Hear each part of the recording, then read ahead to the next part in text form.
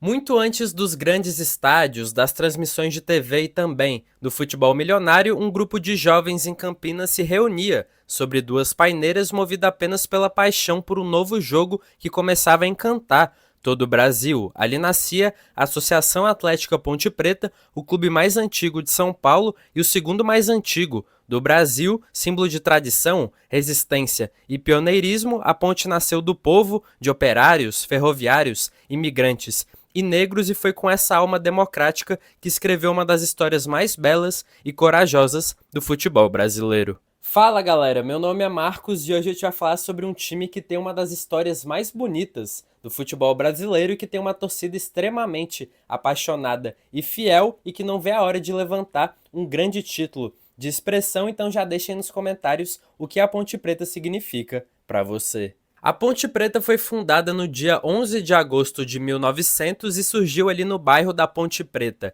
Em Campinas, o nome foi originado de uma ponte de madeira escurecida por piche durante a construção da ferrovia paulista que ligava Campinas a Jundiaí. O clube nasceu de alunos do Colégio Culto à Ciência. Dentre esses alunos, o Miguel do Carmo, Luiz Garibaldi, Antônio de Oliveira e dentre outros, que se reuniram em um terreno baldio sob duas paineiras na rua Abolição e deu início à história gloriosa da Ponte Preta, motivo de muito orgulho e emoção há mais de um século. As primeiras partidas, inclusive, eram jogadas ali em terrenos de terra, com bolas improvisadas de pano e traves feitas de bambu. Algo que está muito inerente à história da Ponte Preta é o clube se orgulhar de ser a primeira democracia racial do futebol brasileiro, isso porque na sua origem teve presença tanto de negros, brancos, pardos, operários, ferroviários e também imigrantes ali na construção do time e também presente na cidade de Campinas, já que o bairro da Ponte Preta em Campinas era formado de forma majoritária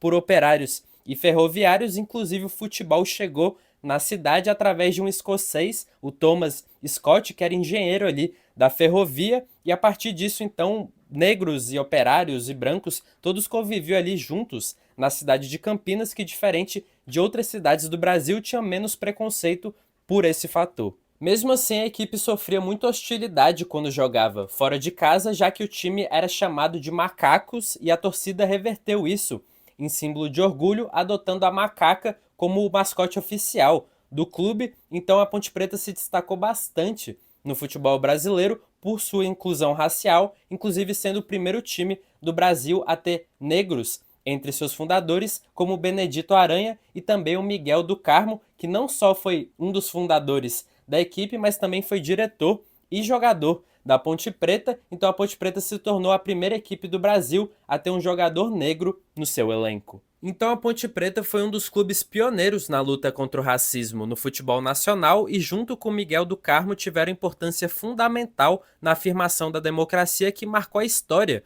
no início do século XX. A abolição da escravidão foi feita em 1888 e 2 anos para 3 anos depois que o Miguel do Carmo entrou em campo, então sua presença era algo impensável num país onde o futebol era restrito à elite branca. Clubes inclusive proibiam a participação de negros. A Ponte Preta mandou cartas para a FIFA em 2003 e em 2006 para tentar ser reconhecida como a primeira equipe brasileira a escalar um jogador negro, o Miguel do Carmo, em 1900, inclusive com o apoio do historiador José Moraes dos Santos Neto. Acabou que a FIFA parabenizou o clube, mas não reconheceu de forma oficial. Então, de forma oficial, o primeiro clube brasileiro a escalar um jogador negro em uma partida foi o Bangu, em 1905, com Francisco Carregal, mas mesmo que não seja de forma oficial reconhecido, é notório que o Miguel do Carmo já participava do elenco da Ponte Preta, foi o primeiro jogador negro a realmente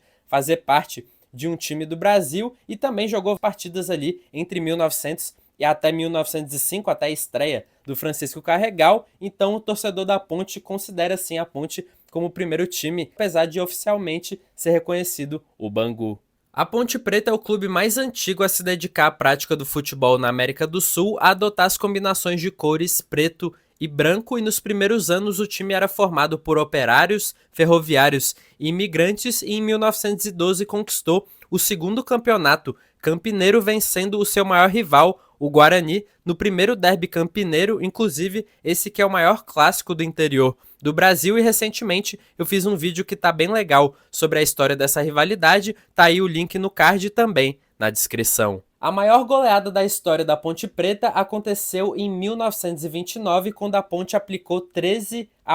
na Portuguesa Futebol Clube e no mesmo ano chegou na sua primeira final do Campeonato Paulista, só que as maiores goleadas por competições oficiais são 2-8-1, o primeiro contra a Ferroviária no Campeonato Paulista em 1994 e o outro pela Copa do Brasil sobre o Castanhal do Pará em 2001. Um dos grandes nomes da história da Ponte Preta foi o Moisés Lucarelli, que foi o idealizador do estádio que leva o seu próprio nome, e ele também foi criador, com outros dirigentes, da Lei de Acesso no futebol paulista em 1947. Inclusive, a Ponte Preta teve grande destaque regional nas décadas de 1930 até 1950, e em 1942 teve a sua primeira torcida organizada, a Grêmio Ponte Pretano, que foi a primeira torcida organizada do interior do Brasil. Em 1948 foi inaugurado o estádio Moisés Lucarelli, o majestoso, inicialmente para 35 mil pessoas, e ao longo do tempo essa capacidade diminuiu bastante. É o segundo estádio mais antigo de São Paulo e na época que foi inaugurado era o terceiro maior estádio do Brasil, o estádio que foi construído pelos próprios torcedores da Ponte Preta e também com doações de materiais, e que tem o seu maior público de forma oficial numa partida contra o São Paulo em 1978, que chegou a quase 40 mil pessoas. A Ponte Preta foi o primeiro clube do interior a contratar jogadores estrangeiros, o Cabreira e o Raul Dias, uruguaios, que vieram em 1952, e também foi a primeira equipe do interior do estado de São Paulo a disputar um campeonato nacional, o Torneio Roberto Gomes Pedrosa, em 1970, e em 1971 foi o primeiro time do interior a disputar o Campeonato Brasileiro. A Macaca viveu o melhor período da sua história nos anos 70 e 80, quando chegou a 4 finais do Campeonato Paulista, também terminou na terceira colocação